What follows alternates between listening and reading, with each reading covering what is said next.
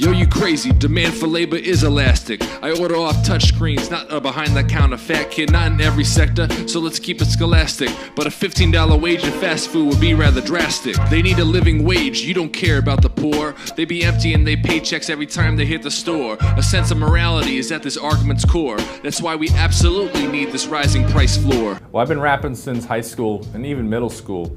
And I always loved it when teachers would assign us creative projects like this to, it's one thing to just memorize and regurgitate content, but I was always inspired when we had to learn something, synthesize it, and create something meaningful out of it to share with peers. And I was really blessed. My friends growing up, we always had this competition of who could be more creative. So we were all into sports, all into music and arts too.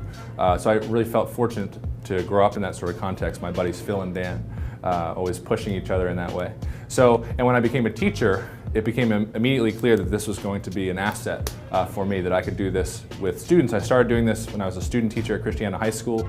I continued with it at Penn Cater Charter, and it wasn't until I entered the Master of Economics Education and Entrepreneurship at University of Delaware 2 years ago, which gave me the incentive to really get serious with this and develop albums, which I've done for the last 2 years on SoundCloud.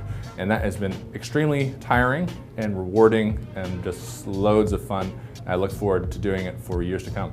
The students love it, and they've been extremely supportive of me, because they know I've been doing this as a part of my graduate coursework at University of Delaware.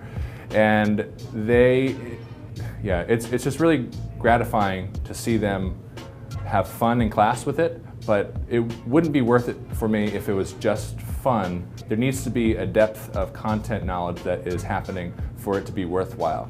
And for me to have both of those things is like a dream come true, that we're having fun, there's energy, and people are getting excited in class, but there's not like a lack of, we're climbing the intellectual ladder with these things in a non-superficial way. And that excites me to no end. So I can definitely want to keep this up.